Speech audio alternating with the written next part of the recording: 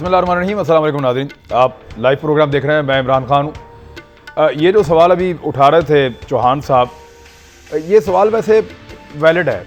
पाकिस्तान में मैं सिर्फ एक पॉलिटिकल पार्टी के तनाजुर में नहीं कह रहा, तमाम पार्टी के कह रहा हूँ। बिलावल भुट्टो जरदारी साहब एक पार्टी के हेड हैं, वो आए, बहुत अच्छी बात है। इमरान खान साहब नहीं आए, उनको आना चाहिए था, क्योंकि देखें ये उनकी असम्बली है, वो यहाँ से वज़ीर आज़म पाकिस्तान है, उनको आना चाहिए था। शहबाज शरीफ साहब की पार्टी ने रिक्वेजिशन फाइल और उन्होंने शहबाज शरीफ साहब की हदायत पे की है, तो शहबाज शरीफ साहब को भी आना चाहिए था। जब वो लंदन से आ सकते हैं एक बीमारी से लड़ने के लिए, तो यहाँ से असम्बली में जाके अवाम के लिए आवाज़ उठाने में कौन सी दिक्कत है? तो ये सवाल अपनी जगह वैलिड है। लेकिन जो आज सेनेट के अंदर और कौमी असम्बली के अंदर इससे पहले जो कुछ हम देखते रहे हैं, तो हमें लगता है कि वहाँ पे ना जाकर भी बाज़ सूरतों में लीडर्स जो हैं वो ठीक ही कर रहे हैं कि वहाँ से निकल क्या रहा है। या तो वहाँ से कोई बहुत ज़बरदस्त किस्म की मुशावरत हो रही हो, कुछ पाकिस्तान के लिए रास्ते निकाले जा रहे हों, कुछ शानदार किस्म की तजावीज़ आ रही हों, इकॉनमी से जो है वो निमटने का, इकॉनमी की बुरी सूरत हाल से अच्छी सूरत हाल में जाने का कोई फार्मूला डिस्कस हो रहा हो, तो फिर तो उस फ्रूटफुल डिस्कशन में जाया जा सकता है। वहाँ पे तो इस वक्त ये हो रहा है कि तुमने ये किया, तुमने ये किया और तुम इसके लिए ज़िम्मेदार हो, मैं इसके लिए ज़िम्मेदार नहीं हूँ। वहाँ ये सूरत हाल चल रही है। तो इसमें से तो आवाम को अभी तक, आम आदमी को, रोज़ मैसेजेस करते हैं लोग और तनकीद करते हैं, वो ये पूछते हैं कि आप इनसे पूछें और बताएं कि फिर इजलास बुलाने का फ़ायदा क्या था। हम तो उसको देख के घर में बैठ के ये देख के सोच रहे हैं कि इसमें से हमें कोई अच्छी खबर मिलेगी, तो फ़िलहाल तो उनको नहीं मिल रही। मार्केटों में जो रश है उसकी सूरत हाल ये है कि कोई SOP पाकिस्तान में कहीं भी फॉलो नहीं हो रहा, कोई SOP पाकिस्तान में कहीं भी फॉलो नहीं हो रहा। ये है मार्केटों का रश, ये फ्रेश विजुअल्स हैं जो आप देख रहे हैं। बंदे के साथ बंदा जुड़ा हुआ है, हर मार्केट में, हर शहर में यही सूरत हाल है। और आने वाले दिनों में, आखिरी जब ईद बिल्कुल करीब आ जाएगी, तो इससे भी ज़्यादा अबतर सूरत हाल जो है उसकी तवक्को की जा रही है, क्योंकि वहाँ पे हमें कुछ SOP जो है वो फॉलो होते हुए हमें बिल्कुल नज़र नहीं आ रहे। तो क्या हुकूमत को दोबारा बंद करनी पड़ जाएंगी मार्केटें? और अगर बंद करेगी तो नुकसान कितना बड़ा हो जाएगा, क्या वो इसकी मुतहम्मिल हो सकती है? इन चीज़ों पर हम बात करेंगे। इफ्तिखार अहमद साहब हमारे साथ मलिक अहमद खान साहब मौजूद हैं, रियाज फतियाना साहब मौजूद हैं और फैसल करीम कुंडी साहब भी आज के प्रोग्राम में ज्वाइन कर रहे हैं। मैं सबसे पहले इफ्तिखार भाई आपसे, देखें मार्केटें बंद कर देना तो बड़ा आसान फैसला है, उनको खोल के मैनेज करना बड़ा मुश्किल काम है। ये मुश्किल काम नहीं हो पा रहा और इतने बंदों को तो आप गिरफ्तार भी नहीं कर सकते। औरतें अपने बच्चों को लेके फैमिलीज बाहर आई हुई हैं, आप कैसे इन्फोर्स कर सकते हैं जब तक कि लोग खुद ना समझें कि वो किस मुसीबत में है? असल में लोगों को समझाने की जो संजीदा कोशिश है वो डे वन से नहीं की गई और उसके नतीजा यही होना था जो आप देख रहे हो।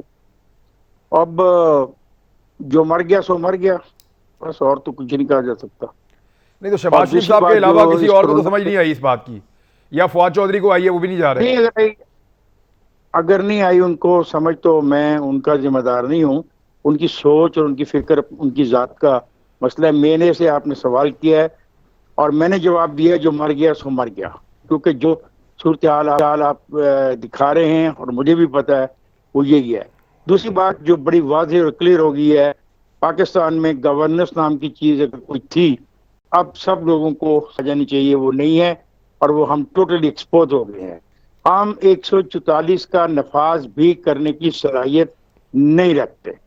हम ने 3 करोड़ रुपए के चालान किए मोटरसाइकिलों के, और हमने कारों पे पाबंदी लगाई कि एक कार में 2 आदमी नहीं जा सकते, लेकिन हमें चिंकी रिक्शा को इजाजत देती कि उसमें 10 आदमी भी सफर कर सकते हैं। जिस रियासत की डायरेक्शन वाजे ना हो, उसके फैसले वाजे ना हो, उनके फैसलों को स्टडी न किया जाए, उस फैसलों के नतीजे में क्या सूरत पैदा हो सकती है, उससे निपटने की तैयारी न की जाए, तो वो यही होगा जो हो रहा है।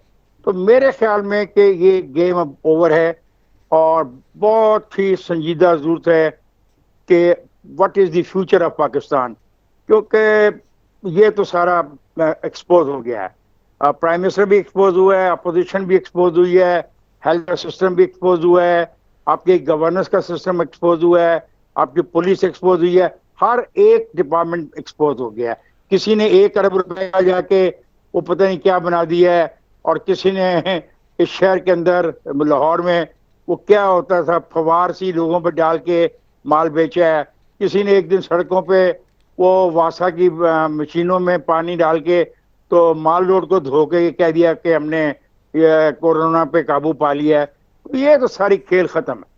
I am very sorry to make this blunt comment, और मैं अपने आप को बचाने की कोशिश कर रहा हूँ अपने घर में।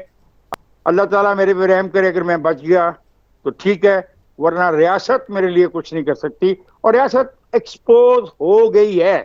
ये बहुत खतरनाक बात हुई, बहुत खतरनाक। ठीक है, तो अभी अब इसमें जी जी इफ्तिखार भी इसमें देखिए एक आपने पुलिस के बारे में बात की। अब पुलिस की मैंने रिपोर्ट हासिल की तो वो बेचारों को खुद कोरोना वायरस हो गया। अब उनको तो ट्रेनिंग नहीं है कि वायरस से कैसे लड़ना है।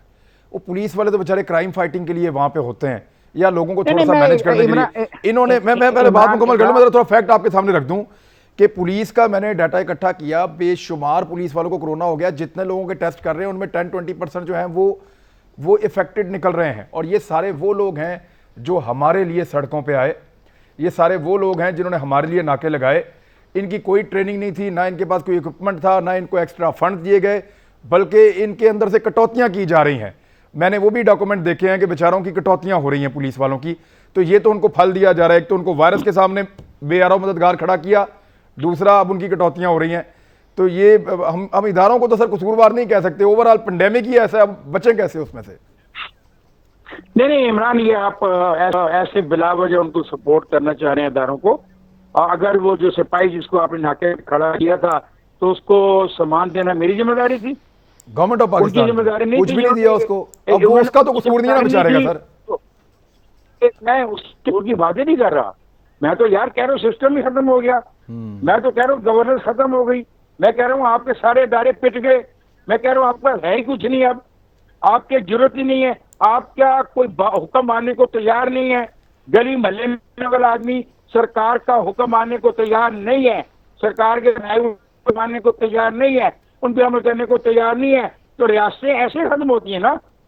जरूरी नहीं कि रियासत पे बम मारा जाए, रियासत पे हमला किया जाए और रियासत पे एटम बम फेंका जाए तो रियासत खत्म होती है। रियासत खत्म है। लाहौर में किस जगह के ऊपर आप बताएं कानून का नफाज जो किया गया उस पर अमल हुआ या अमल करवाने की जो कोशिश की गई उसके नतीजे क्या? खत्म। ठीक है जी। रियाज फतेहाना साहब, अब आप जरा रिस्पॉन्ड करें कि सिचुएशन जो इफ्तिखार अहमद साहब, ये इतनी वर्ष हमें मार्केटों में नजर तो आ रही है सर, देखें कोई रेट तो हमें नजर आ नहीं रही, और इन लोगों को कैसे कोई रोके? देखें, गुजारिश ये है कि सोशल डिसिप्लिन हमारी कौम में शुरू से ही कम रहा है, इसमें किसी जमात या हुकूमत का कसूर नहीं है। तो इस सिलसिले में हमें सब लोगों को ये बात बतानी है कि ये एक ऐसा छुपा हुआ दुश्मन है कोरोना वायरस जो किसी को नज़र नहीं आता, ना वो सियासी जमात देखता है, ना मज़हब या फ़िरका देखता है, ना बिरादरी, ना मर्द और औरत। इसलिए इससे बचने के लिए कोई बहादुर बनने की ज़रूरत नहीं है, इससे बचना ही सबसे बड़ी हिकमत अमली है। इसके लिए मैं समझता हूँ कि लोगों को मोटिवेट करना चाहिए, सियासी कारकुनान को, सिविल सोसाइटी के लोगों को, मीडिया को अवेयरनेस क्रिएट करनी है, और साथ साथ जो हमारे मजहबी रहनुमा हैं उन्हें भी मसाजिद में या जहाँ भी उनको मौका मिलता है इस बात का अदा करें ताकि लोगों को समझाया जाए। और ये जो मफरूज़े हैं कि कुछ भी नहीं है, कोई फ़र्क नहीं पड़ता, तो मेरा ख्याल लोगों को हकीकत बताई जाए तो लोग समझ कर लेते हैं। दूसरा, ये इस मौके पे सबसे जो बेहतरीन हिकमत अमली है वो है मास्क। अगर हर शख्स मास्क पहन ले और सोशल डिस्टेंस कम से कम 4 फुट या 6 फुट का रख ले और मुमकिन हद तक अपने टेस्ट करवा ले तो मेरा ख्याल बहुत सारा मसला हल हो जाएगा। इससे ये होगा। और इन फ्यूचर बहुत एहतियात करे। हाथ सर, एक गरीब आदमी की माहाना इनकम है जितने का वो 2 बंदे का टेस्ट कराएं तो गरीब आदमी की माहाना इनकम खत्म हो जाती है सर, और वो तो वैसे ही पैसे नहीं है उनके पास। एहसास प्रोग्राम में आप 12,000 दे रहे हैं, 8,000 का तो टेस्ट है सर। नहीं, हुकूमत भी ये ऐसी बात नहीं है। इस पर हुकूमत प्राइवेट सेक्टर में बेशक टेस्ट 7,500 का हो रहा है, लेकिन वो मुतवसत तबका तो करवा सकता है, गरीब के लिए मुश्किल ज़रूर है। उनके लिए हुकूमत ऑलरेडी फ्री टेस्ट की सहूलत मुहैया कर चुकी है और बहुत सारी 58 लेबॉर्ट्रीज इस वक्त पाकिस्तान में काम कर रही हैं। 8 से बढ़कर 58 लेबॉर्ट्रीज हुई हैं। अब अगले मरले में हम डिस्ट्रिक्ट हेडक्वार्टर हॉस्पिटल को भी उनकी लेबॉर्ट्रीज़ को भी हम इम्प्रूव करने जा रहे हैं। तो ये मेरा ख्याल है कि टेस्ट हम मैक्सिमम लोगों का करवाएं। अभी 3 लाख टेस्ट हुए हैं 22 करोड़ में, तो इससे बहुत ज़्यादा चीज़ें डिटेक्ट होंगी, क्योंकि जो छुपे हुए लोगों को पता नहीं चलता, खुदा ना खास्ता कोई कोरोना का पॉजिटिव केस है और वो फिर रहा है, किसी को मालूम ही नहीं, तो 10 लोगों को और इन्फेक्ट करेगा। 10 और लोगों को नहीं इसलिए करेगा। सबसे बड़ी हमने अर्ज़ किया ना कि रियाज मास्क हर फतेहाना शख्स साहब, पहने। 10 लोगों को नहीं करेगा। ये स्टडी ऐसे है कि अगर एक आदमी को कोरोना हो गया और उसको पता भी नहीं है कि उसको कोरोना का वायरस उसके पास है, और वो गैर महसूस तरीके से, ना चाहते हुए ना जानते हुए भी वो आदमी अगर शहर में खुला फिर रहा है, तो 7 दिन के अंदर 1 करोड़ की आबादी वाला शहर पूरा इफेक्ट कर सकता है वो आदमी 7 दिन के अंदर, अगर लोग नॉर्मल मूव कर रहे हैं तो। जी, आपकी बात से मैं इत्तेफाक करता हूँ। इस सिलसिले में ख़ास तौर पर जब हुकूमत ने लॉकडाउन को ज़रा फ्री किया है, लूज़ किया है, स्मार्ट लॉकडाउन किया है, तो दुकानदारों का भी फ़र्ज़ बनता है। मैं एक बरतानिया दोस्त से बात कर रहा था, वहाँ पे जो दुकानें खुली हैं, एक वक्त में 3 से ज़्यादा गाहक अंदर नहीं आ सकते, बाकी बाहर डिस्टेंस पे खड़े इंतज़ार करते हैं। यहाँ तो जमघटा हो जाता है दुकान के अंदर, दुकान के बाहर। तो मेरा ख्याल है दुकानदारों को भी इस डिसिप्लिन कायम करना चाहिए। सबसे पहले खुद मास्क इस्तेमाल करें और उस गाहक को सौदा दें जिस पहन कर आए। अगर ये थोड़ी सख्ती कर लें तो मेरा ख्याल है 1-2 दिन में ही मामला सीधा हो जाएगा। और मास्क ज़्यादा खुद भी घर भी बना सकते हैं और इतना कोई नामुमकिन बात नहीं है। मास्क आपकी अपनी हिफाजत के लिए, ज़िंदगी की हिफाजत के लिए। तो मेरा ख्याल है ये डिस्टेंस, आपस में फासला और मास्क और हाथ धोना, तो ये 2-3 चीज़ें कर लें तो सब लोग अगर ताउन करें, और स्पेशली जो हमारे असातिज़ा हैं, मजहबी रहनुमा हैं, असातिज़ा चूँकि फ़ारिग हैं, तो ये काम सोशल वर्कर के तौर पर कर सकते हैं। टाइगर्स को लाने का मकसद यही था। मेरे ज़िला टोबा टेक्सिंग में 12,000 लोगों ने खुद को रजिस्टर किया है, तो 12,000 टाइगर्स विदाउट सैलरी, बगैर तनख्वाह, वॉलंटियर्स। तो पूरे पाकिस्तान में ऐसे तादाद मौजूद है जो बगैर किसी सियासी जमात वाबस्तगी के, वो भले से किसी सियासी जमात से वो टाइगर बन सकते हैं। और मकसद ये है कि हम लोगों को आगाही दें। जी। और इसके साथ ही है कि हुकूमत अपने तौर पर बहुत इकदाम कर चुकी है, कर रही है, करने जा रही है।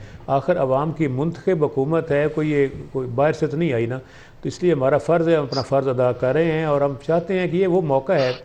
इमरान भाई, गुजारिश ये है कि इस वक्त जब जंग किसी मुल्क से होती है तब पूरी कौम यूनाइटेड होती है। दहशत गर्दी का वक्त आया, सारी कौम यूनाइटेड थी। कोरोना वायरस भी छुपा हुआ दुश्मन है जो जंग से भी ज़्यादा ख़तरनाक है और दहशत गर्दी से भी ज़्यादा ख़तरनाक है। इस मौके पे हुकूमत अपोजिशन को एक पेज पे होना चाहिए और हमने मिलकर इस मामले में कोई पॉइंट स्कोर नहीं करना, लड़ाई झगड़ा बंद करना है और एक दूसरे पे इतराज़ात नहीं करने। मीडिया को भी और सियासतदानों को भी और मजहबी रहनुमाओं को भी और सिविल सोसाइटी को, जो सरकारी मुलाजमीन हैं और जो तालिब इल्म अभी घरों में बैठे हुए, वो भी एज ए वॉलंटियर अपने आप को पेश करें। तो मेरा ख्याल है सर, वो इस पर हम सबसे अच्छी वॉलंटियर एफर्ट तो ये होगी कि वो घर में ही बैठे रहें। सर, जो लोग घरों में बैठे हुए हैं वो वॉलंटियरली सबसे अच्छा काम ये कर सकते हैं कि घरों में ही बैठे रहें। वैसे आपका एक स्टेटमेंट भी है सर, मैं इससे पहले कि मलिक साहब के पास जाऊँ, आपका एक स्टेटमेंट 2 दिन पहले का है कि नून लीग ने साजिश की है लाहौर जो गढ़ बना है, ये आपने किस तनाजुर में कहा? आप जरा बता दें ताकि हम नून लीग से पूछें कि वो ऐसी शरारतें क्यों कर रहे हैं जिससे मुल्क को नुकसान हो रहा है। इमरान भाई, वो मजाक में बात हो रही थी, वो कोई अच्छा, मैं किसी जमात पे वो एक मजाक हो रहा था आपस में, और ऐसी की बात नहीं है। वो कोई ऐसी सीरियस बात नहीं थी, आप उसको सीरियस ना लें। नहीं अफ्तार भाई, ऐसी बात नहीं है। मैं किसी जमात पे इल्ज़ाम नहीं लगाता। मैं समझता हूँ कि इस वक्त तमाम सियासी जमातें सियासत को छोड़कर इस मामले में यकजहती के साथ मुजाहरा करें। वो तो मजाक में बात, चले मजाक में बात। मलिक साहब अब मजाक से हटके गवर्नमेंट कर रही है, क्या वो काफ़ी है? गवर्नमेंट को लगता है कि इन हालात में ये किया जा सकता है, या कोई और वे फॉरवर्ड है जो आप दिखा सकते हैं? आपने सेशन बुलाया ना असेंबली का, वहाँ एडवाइस दीजिए, कुछ चीज़ें बताएं। आप तो धड़ाधड़ उनके ऊपर तनकीद ही करते जा रहे हैं। अगर बुला ही लिया उनको और वो आ गए हैं तो उनको कोई रास्ता दिखाइए, आप तजुर्बाकार लोग हैं। जी शुक्रिया इमरान। मैं 2 बातें आपसे ज़रूरी करना चाहता हूँ। मुझे इफ्तिखार साहब की इस बात से मुकम्मल इत्तफाक है कि एक ऐसा एक्सपोजर जिसके साथ हमें इस पेंडेमिक में भी, ये जो एक मुश्किल घड़ी थी, इसमें भी हमें एक रेजिलियंस जो नज़र आनी चाहिए थी वो हमें नज़र नहीं आई। और जो पूरी स्टेट को एज अपना एक एक्ट करना चाहिए था, उसमें एक बहुत बड़ा उसके अंदर हमें गैप नज़र आया है कि ये किसी सूरत भी प्रॉपर अप्रोप्रिएट नहीं हुआ जो हुआ है। अब हम इस मसले से गुज़रते हमें लगभग कुछ 70 रोज़ इफ़ेक्टिवली हो गए हैं कि 70 रोज़ से ये मामला हमारे मुल्क में दरपेश है। और इसका एक मसला पहला ये था कि इसकी बहस, ये बहस बन गई कि क्या एडवाइजरी नेचर के साथ काम चलेगा या इन्फोर्समेंट करनी पड़ेगी। अब ये दो मुख्तलिफ बातें। अच्छा, हुकूमत ने गालिबन ये रास्ता इख्तियार किया कि ये एडवाइजरी नेचर के साथ, यानी सोशल डिस्टेंसिंग की एडवाइस जारी कर देंगे तो इससे काम चल जाएगा, या हम थोड़ा एक मोहतात अंदाज में जहाँ पर कहीं कोई रिपोर्ट केसेस हो जाएंगे और वहाँ पर जाके हम वो एरिया बंद कर देंगे, उसको इन्होंने लॉकडाउन तस्वर किया तो फिर काम चल जाएगा। अच्छा, फिर एक बहस साथ ये भी खोल ली कि पब्लिक सेफ्टी वर्सेस इकोनॉमी की बहस खुली। अब पहले 30 दिन तो हमने इसमें गुजारे और फिर पब्लिक सेफ्टी वर्सेस रिलीजन की बहस खुली। अब अगले 30 दिन हमने इसमें गुजारे और अब हम ये इस बात पे आ गए हैं कि ये जो लॉकडाउन्स थे, क्योंकि केसेस उस तादाद में, हुकूमत का ये मानना था कि उस तादाद में रिपोर्ट नहीं हो रहे और उसके वो डिफरेंट फैक्टर्स काउंट इन करते थे कि गालिबन शायद पाकिस्तान में कोई इन्वायरमेंट इम्यूनिटी जो जिसका एविडेंस कोई नहीं था, लेकिन एक बहस थी कि पाकिस्तान में क्यों नहीं हो रहे। और मैंने बहुत से वफाकी वज़रा को और हुकूमती ज़िम्मेदारान को ये भी कहते सुना कि अमवात इस अंदाज में रिपोर्ट नहीं हो रही, तो इसमें शायद गालिबन कोई हमारे फैक्टर्स ऐसे हैं। तो फिर जब ये एविडेंस सामने आया कि इन 180 कंट्रीज़ कोरोना ने अपना बिहेवियर चेंज नहीं किया, तो फिर गवर्नमेंट को थोड़ा सा अपने इस आर्गूमेंट से पीछे हटना पड़ा कि जब तक कोई एविडेंस बेस्ड बात नहीं होगी हम कैसे आगे लेके चल सकेंगे। अभी इस वक्त मसला क्या है? मसला ये है कि अगर आप ये तय कर लें कि 1200 साल पहले, अभी रिसेंटली एक पेंडेमिक क्रॉनिकल जारी किया है जॉर्ज टाउन वाशिंगटन यूनिवर्सिटी ने, उसमें इस्फहान ईरान का बू अली सीना के ज़माने का प्लेग का उसमें जिक्र है कि उस वक़्त से लेके यानी 1200 साल से आज तक, चाहे वो इस सदी के इब्तदा में आने वाले फ्लू का मामला हो, उससे पहले उसे पिछली सदी के अंदर फूटने वाली वबाई अमराज का मामला हो, या उससे पहले हर सदी में कोई ना कोई ऐसी इस इंसानियत ने इन मसाइल का सामना किया है, लेकिन एक एडमिटेड पोजीशन है जिस पर कोई बहस नहीं थी कि इसकी इस वबा को फैलने का रोकने का वाहिद तरीका एक मुकम्मल तौर पे लॉकडाउन था और उसके अलावा कोई तरीका, पूरे शहरों का मुहासरा कर लिया जाता था और शहर के अंदर ना किसी को जाने दिया जाता था, शहर के अंदर बैठी आबादियों को बाहर निकाल दिया जाता था और उस शहर के अंदर से तमाम वो जो चीज़ें कंट्रीब्यूट कर सकती थी इस वबा को फैलाने के लिए उनके खात्मे की कोशिश की जाती थी। अब बदकिस्मती से हुआ ये कि ये तसव्वुर कर लिया गया कि शायद ये जो लेबर प्रोवाइड करनी है हमने, या ये जो इकॉनमी खोलनी है जिसने लोगों को भूख से मरने से बचाना है, तो वबा के साथ मरते हुए अफराद जो हैं इन दोनों को एक जक्स्टा पोजीशन में रख दिया गया और कहा गया कि इनको साथ लेके चलेंगे। ये कभी नहीं हुआ ऐसे। इसका ट्रेंड हमने वेस्ट में आते सेट पैटर्न तो नबी अकरम सल्लल्लाहु अलैहि वसल्लम की हदीस में भी है। आप सल्लल्लाहु अलैहि वसल्लम ने भी फरमाया था बात है तो जो जहां पे हो वहां पे रुक जाए, कोई इसमें दो राय, उसका फार्मूला यही है, इसमें दो राय कोई नहीं। लेकिन ये जो दौर चल रहा है इसमें चीजें एक शहर से दूसरे, दूसरे से तीसरे कस्बे के अंदर ट्रांसपोर्टेशन, आना जाना, अब ये क्या मैनेजेबल है कि इस दौर में आप ये सब ब्रेक के बाद कर लेते हैं इस पे बात? और फिर मैं कुंडी साहब के सामने भी रखता हूं कि क्या इस दौर में ये मुमकिन है कि प्रैक्टिकली आप किसी एरिया को मुकम्मल तौर पे बंद कर दें? कैसे हो सकता है? और ये वाले वायरस के दौर में हमारे साथ ही। वेलकम बैक नाज़रीन। मलिक साहब अपनी बात आप मुकम्मल कर लें जो हमने छेड़ रखी थी, ताकि फिर फैसल करीम कुंडी साहब के पास जाएं और उनसे पूछें कि पीपल्स पार्टी का उसमें क्या पॉइंट ऑफ व्यू आएगा। शुक्रिया इमरान। देखिए, मेरा जो पूरा मुद्दा है वो सिर्फ इतना है कि अगर आपने इस वबा, ये एक्स्ट्रा ऑर्डिनरी एक मुश्किल सूरत हाल है, ये नॉर्मल सूरत हाल नहीं है, तो इसमें चीज़ें कॉम्प्रोमाइज़ होंगी, इसमें कोई शक नहीं है कि आपकी रोज़मर्रा की ज़िंदगी बहुत बुरी तरह मुतासिर होगी, आपकी जो इकॉनमी है वो भी बुरी तरह मुतासिर होगी। लेकिन इस दफ़ा एक अनोखा काम ये हुआ कि वेस्ट क्योंकि एक प्रेसिडेंट सेट करता है जिसको आज की दुनिया में बड़ा लार्जली फॉलो किया जाता है, तो वेस्ट ने इकॉनमी की तरफ ज़्यादा फोकस किया और उसने इस कोरोना में पब्लिक सेफ्टी को इग्नोर किया, जिसकी एग्जांपल्स हमें यूनाइटेड स्टेट्स, इटली, यूके, इन ममालिक में मिली। और ऑन द अदर हैंड हमने जब चाइना की तरफ ये बात देखी तो चाइना ने बड़ा स्ट्रिंजेंट लॉकडाउन किया। उसने 30-40 दिन बिल्कुल एक मुकम्मल पाबंदी आयद कर दी, जिसके साथ तमाम किस्म की नकलो हरकत बंद की, और वो इसके साथ नबर्द आजमा भी हुआ कामयाबी के साथ।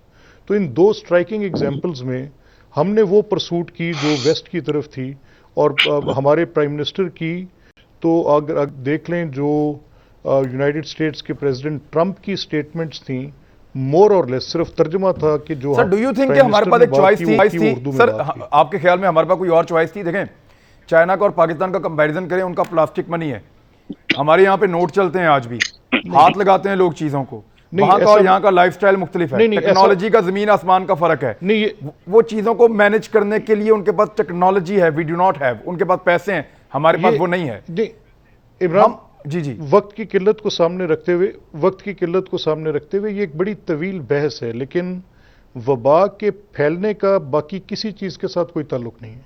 चलें। यानी वबा पहले इंसानी जान की हिफाजत बुनियादी नुक्ता है, और बाकी बातें सारी उसके बाद आएंगी। चले ठीक है, पहले आपने इसको इंश्योर करना सर जिन था। चीजों के साथ हम हटते हैं ना, वो चीजें भी तो वजह है ना। ये वो वायरस नहीं है जो खाली इंसान से इंसान या छींकने से या खांसने से, ये तो कागज के ऊपर रहेगा, लकड़ी के ऊपर रहेगा, कार्डबोर्ड के ऊपर रहेगा, कपड़े के ऊपर रहेगा, स्टील के ऊपर रहेगा, लकड़ी के ऊपर रहेगा। तो इन्हीं चीजों में आप जब डील करते हैं तो मुसीबत बनती है। मैं फैसल करीम कुंडी साहब, देखें, पीपल्स पार्टी और वफाक के दरमियान एक कैफियत है कशमकश की, लेकिन इसके बावजूद हम ये देख रहे हैं कि दोनों को एक जैसे मसाइल का सामना है, दोनों के डिसीजंस मिलते जुलते हैं, दोनों समझते हैं कि हमारी इकोनॉमी वीक है, हम एक हद से ज़्यादा लॉकडाउन नहीं कर सकते, दोनों ये समझते हैं कि हमारा माशरती स्ट्रक्चर कैसा है, लोग बात फॉलो कितनी करते हैं, दोनों एक तरह के मजबूर हैं। लेकिन इसके बावजूद ये एक दूसरे पे जो है वो इल्ज़ामात भी लगते हैं। तो अगर ये इल्ज़ामात लगाने की बजाय इन मजबूरियों को समझ के सॉलिडेरिटी शो करेंगे तो अच्छा मैसेज नहीं जाएगा साहब? बिस्मिल्लाहिर्रहमानिर्रहीम। इमरान, देखें, आपने बात की, बड़ी अच्छी बात की, और आप अगर थोड़ा सा पीछे जाएं, जब से ये वबा इस मुल्क में आई है और सिंध का बिहेवियर भी देखें और फेडरल गवर्नमेंट का बिहेवियर देखें, मैं तो ये कहूँगा कि अपोजिशन अगर थोड़ी सख्ती करे और हुकूमत का हमेशा काम है कि अप्लाउ करें। लेकिन आप देखें कि हमेशा, अगर पहली प्रेस कॉन्फ्रेंस देखें चेयरमैन बिलावल साहब की, आप अगर सिंध के सीएम की स्टेटमेंट देखें, आप उनके प्रेस कॉन्फ्रेंसेस देखें, मिनिस्टरों की देखें, तो हमने हमेशा ये कहा है कि हम वफाक के साथ चलने को तैयार हैं।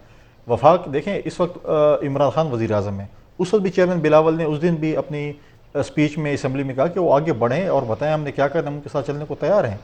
लेकिन देखिए, शाह महमूद साहब की जब स्पीच की, उसके बाद कौमी असम्बली फिर सेनेट में स्पीच की, देखिए हमने माज़रत नहीं की। पहले फेडरल गवर्नमेंट से वज़रा को भेजा गया कराची, फिर वहाँ उन्होंने, ठीक है, आप तनकीद पर इसलाह करें, आप बताएं कि ये सिंध हुकूमत में ये कमी, आप इसकी इस तरह बेहतर करें, हम करेंगे।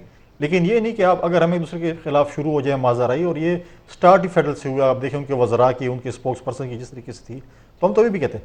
अब आप देखें कि तजावीज़ के लिए पार्लियामेंट का सेशन बुलाया गया, तो शाह महमूद साहब की ख्वाहिश थी कि वो सिंध फतह करें। बिल्कुल आपका हक बनता है, हर सियासी जमात का हक बनता है कि दूसरे सूबे को फतह करे, पूरे पाकिस्तान को फतह करे। वो आपके जब इलेक्शन आएगा तो आप जाए फतह करें। अभी तो इलेक्शन नहीं है ना, इलेक्शन तो अगर होंगे तो वो उनका टाइम पूरा होगा 3 साल बाद, तो 3 साल बाद आप अपनी ख्वाहिश पूरी करें। आज आपका क्या काम है कि आप बोलें कि जी जी, अगर सिंध कोई बात करे तो आप बोलें कि जी पीपल्स पार्टी सिंध। देखें, कोई किसी का कार्ड नहीं खेल रहा, कुछ भी नहीं है। इस वक्त हम जंग की सूरत हाल में हैं, हमें इस कोरोना वायरस से मुकाबला कर लें, उसके बाद हम एक दूसरे को देख लेंगे कौन क्या कर रहा है, कौन क्या फतह कर रहा है, कौन क्या करना चाहता है। तो ये चीज़ें जो इस वक्त फेडरल हुकूमत की तरफ से जो चीज़ें छेड़ी गई हैं, वो कोरोना के वायरस की जंग जो है उसमें वो चीज़ जेब नहीं देती थी। अगर आप 18 अमेंडमेंट की बात करें, आप बाकी चीज़ें बात करें, देखिए यहाँ पर तो और चीज़ें को भी है, तो हमने कहा हम इसको नहीं बात करेंगे, हम सिर्फ कोरोना पे करेंगे कि हमें कोरोना फोकस होना चाहिए। अभी फतेहाना साहब ने एक बात की, मैं उसमें एक मशवरा देना चाहूँगा दोबारा।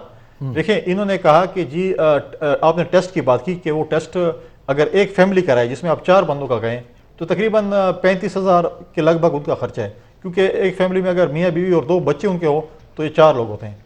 तो जो कोरोना फंड हुकूमत को इस वक्त मिल रहा है उसमें से कुछ पैसे निकालें और कम से कम टेस्ट तो फ्री कर दें आप। ठीक है, बकौल इमरान खान साहब के अशरफ जो भी हैं लीड करा से, उनको आप खैर चार्ज करें, लेकिन गरीब लोगों का कम क्यों, कौन सा गरीब आदमी जाएगा और 8-9 हज़ार का टेस्ट करेगा? तो उसके लिए जो है फंडिंग में जो आपके पास फॉरेन कंट्री से आ रहे हैं वो दें, ताकि लोगों और टेस्ट कैपेसिटी हमारी हमने सॉफ्ट लॉकडाउन तो कर लिया, सॉफ्ट लॉकडाउन नहीं किया बल्कि हमने लॉकडाउन ही खत्म कर लिया है। ये ऐसी नाम है सॉफ्ट लॉकडाउन। आप देखें इस वक्त चारों कैपिटल्स में, अगर आप देखें सूबाई कैपिटल्स में, तो जो सूरत हाल बिजनेस कम्युनिटी की है, जो हमारे लोगों की है, हम मिसालें तो बहुत अच्छी तरीके से देखें, अमेरिका, यूरोप, चाइना, फलां फलां फलां, लेकिन क्या उनके जो हुकूमत जो चीज़ें नाफिज करती हैं, उनके जो लोग जिस तरीके से फॉलो करते हैं, क्या हम वो चीज़ यहाँ पे कर सकते हैं?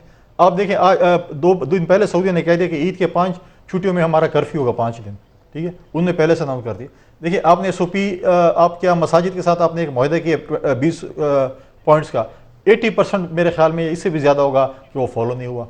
अभी बाकी इवेंट्स भी आ रहे हैं, फिर अभी आप ईद की नमाज़ें सर, सऊदी अरब में बादशाहत है, फिर आप सऊदी अरब की मिसाल क्यों दे देते हैं? वहां तो बादशाहत है सर, बादशाह सलामत जो कह देंगे एग्जैक्टली वही होगा, सारे उलमा इकराम उसके ऊपर कहेंगे आमीन। पाकिस्तान में जो वज़ीर आज़म कहेगा सारे उलमा इकराम कहेंगे नहीं, हम नहीं मानते।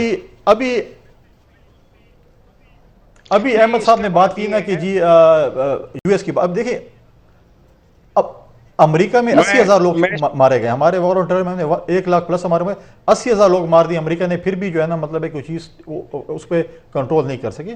तो ये चीज़ें देखें, हमें मिलकर इस जंग को लड़ना है। हमें ये न सिंध है, न पंजाब है, न KP है, न फेडरल है, कुछ नहीं है, हमें इसी सोसाइटी पर रखना चाहिए, हमें मिलकर जंग लड़नी चाहिए। उसका जो है इनिशिएटिव प्राइम मिनिस्टर को लेना चाहिए। मैं इफ्तिखार भाई देखें, मैं सवाल भी पूछ लेता हूँ, आप कमेंट करना चाह रहे हैं, मैं बिल्कुल देखें, मेरी अर्ज सुने सर।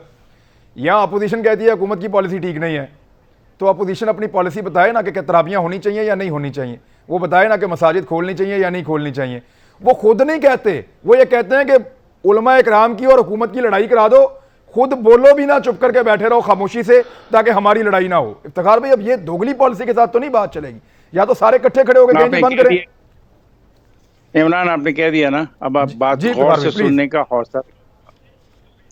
ये जो गरीबों के नाम पर सारी की सारी बड़ी मार्केटें खोली गई, जहाँ पे एक कपड़े की कीमत 10-12 हज़ार रुपया है, क्या ये गरीबों के लिए किया गया? दुकानें हमारी मोहल्लों में खुली हुई थी, हम सौदा शुल्क दुकानों से ले रहे थे, सब्जी की दुकानें खुली थी, दूध की दुकानें खुली थी, दही की दुकानें खुली थी, पोल्ट्री बिक रहा था, सब कुछ हो रहा था। यकदम ये मार्केटों पर का दबाव आया और मार्केटें खोल के इस कोरोना को इस हद तक फैला दिया गया। अभी किसी के बस की बात नहीं, मैंने तो कह दिया, जो बच गया सो बच गया, जो मर गया सो मर गया। लेकिन हमें ठंडे दिल से बैठ के अपने इस अमल पे गौर करना चाहिए। देखें, मुमालिक ने अपनी गलतियों से सीखा है। मैं तवक्को करता हूँ कि हमारे हुक्मरान तबकात, हमारी ब्यूरोक्रेसी और ब्यूरोक्रेसी का साथ देने वाले वो दोस्त जो इनकी मदद कर रहे हैं, वो बैठ के सोचेंगे कि इन्होंने क्या किया। इन्होंने महज उन दुकानदारों की खातर जो ना टैक्स देने को तैयार हैं, ना आपका डॉक्यूमेंटेशन में आने को तैयार हैं, उनके दबाव के तहत ये सारे फैसले कर दिए। ठीक है, और फिर एक इंडस्ट्री, एक मिनट मैंने पहले कहा था, क्विकली बता दें सर, क्विकली बता दें, ब्रेक कह रहे हैं वो, मुझे ब्रेक कह रहे हैं, आप तो समझते हैं इस बात को। क्विकली एक तो आएगी ना बेटे, जब हक सच की बात होगी तो ब्रेक ही आएगी ना। सवाल यार इफ्तिखार साहब, एक सेकंड ठहरे यार, आपका ये बड़ा मसला है यार, इफ्तिखार भाई आपका ये बड़ा मसला है। आप बोले, आप क्या कहना चाहते हैं, बोले, आप एक जुमले में बोले, सख्त से सख्त बात बोले, ऑन एयर जाएगी। इफ्तिखार भाई बिला वजह आप हमें इल्जाम लगा देते हैं, बोले आप क्या कहना चाहते हैं, सबसे सख्त बात आप करें, मैं आपका जुमला सुन रहा हूं। मैं कुछ नहीं कहना चाहता। इफ्तिखार भाई बोले यार, कहने का तरीका होता है जी। इफ्तिखार भाई सबसे सख्त बात करें, मेरा चैनल बंद करवा दें, करें बात आप।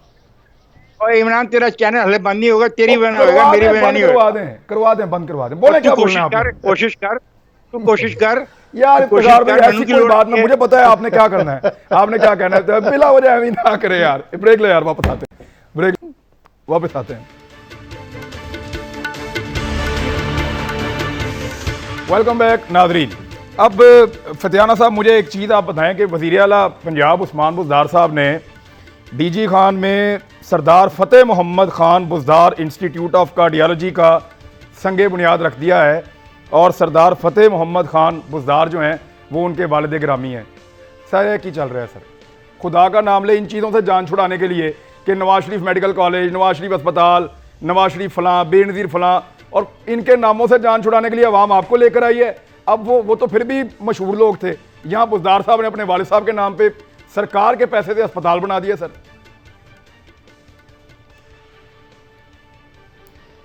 उसमें अच्छा पहलू यही है कि कम से कम एक अच्छी यूनिवर्सिटी, एक अच्छा मेडिकल कॉलेज, एक अच्छा कार्डियोलॉजी सेंटर बन रहा है, क्योंकि डेरा गाजी खान एक पसमानदा इलाका है। उसका एक ये फ़ायदा भी होगा कि बलूचिस्तान के वो इलाके जो करीब हैं डेरा गाजी खान के, और उनको भी फ़ायदा होगा। खैबर पख्तूनख्वा के भी जो इलाके नज़दीक बनते हैं डेरा इसमाइल खान डिवीजन, उसका फ़ायदा सिर्फ डेरा तो सर बुज़दार साहब ने अगर अपने वालिद साहब के नाम पे बनाना था तो अपने पैसों से बना लेते सर। अपने वालिद साहब के नाम पे बनाना था तो अपने पैसों से बना लेते सर। हमारे पैसे क्यों खर्च किए हैं? बहरहाल इमरान साहब बन तो गया ना।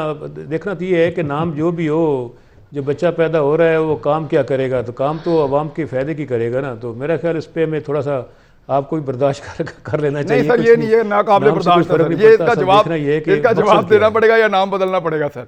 ये मैं रोज ये सवाल, जो पीटीआई का बंदा आएगा, मलिक अहमद खान साहब आपके सामने मैं वादा कर रहा हूं, ये रोज पूछेंगे हम सवाल। जी मलिक साहब, कुंडी साहब आप कुछ कहना चाह रहे हैं? जल्दी से बताएं। मैं बिल्कुल, एक मिनट ठहरे, मैं आपके एंड पे आता हूं। जी कुंडी साहब। देखें, पीटीआई की जो पार्टी थी वो हमें तो बड़ा बुरा कहती थी कि जी जो माजी के सियासतदान है, ख़ानदानी सियासत, ये वो, चलो हम तो इन बकौल इनके बहुत बुरे थे, तो इन्होंने तो वो अच्छाइयाँ शुरू कर दी जो हमने जो कर रहे थे, हम जो कर रहे थे, हमारे फुट स्टेप तो ये भी फॉलो कर रहे हैं। चलो ठीक है, मलिक साहब रख लेते, इंसाफ रख देते, अब आपकी बारी सर। किसी और का रख देते, लेकिन अब ये देखें ना, वही चीज़ हो गई, उस पर दोबारा यू टर्न आ गया। जी मलिक साहब। नहीं देखिए इमरान, ज़्यादा मुनासिब और बेहतर ये होगा कि किसी भी बड़े इंस्टीट्यूट का जिस पर इतनी पब्लिक फंडिंग हो, उसका नाम जो है वो किसी अगर कोई रिसर्च इंस्टीट्यूट बना रहे हैं या कोई यूनिवर्सिटी बना रहे हैं तो उस फील्ड के मुतल्लिका प्रोमिनेंट लोगों के नामों पर होना चाहिए, और फिर उसकी अहमियत भी होती है और उसको ज़्यादा अप्रिशिएट भी किया जाता है। बिल्कुल ठीक। तो ये ज़्यादा मुनासिब होता कि अगर वो अपने वालिद के बजाय चलें किसी ऐसे का नाम रखते जमीयत होती इस मामले के अंदर जो तालीमी खिदमात अंजाम देती। इमरान एक तजवीज़ दे दूं? अब मेरा आप बता दें तजवीज़, क्विकली दे दें, सेकंड है, 4-5 सेकंड है, बता दें आप। मैं चाह रहा हूं कि जो कोविड, जो कोरोना में जो डॉक्टर शहीद हुए हैं उनके नाम पे जो है इस अस्पताल को जो है नाम रख दें। जो पंजाब में जो डॉक्टर शहीद हुए उसके नाम पर, या केपी में शहीद हुए उसके नाम पे अस्पताल का नाम रख दें। चलें, लेकिन इसके बहाने मुझे आज वज़ीर आला पंजाब के वालिद साहब का नाम पता चल गया और छोड़ेंगे नहीं, ये नहीं करने देंगे। ये ज़्यादती है, ये पहले भी इसके खिलाफ हम बोलते रहें, अब फिर बोलेंगे इसके खिलाफ। उस्मान बुज़दार साहब के वालिद साहब ने ऐसा क्या किया कि उनके नाम पे सरकारी पैसे से अस्पताल बने? ज़्यादती है। अब तक के लिए इतने अपना ख्याल रखिएगा। अल्लाह हाफ़िज़।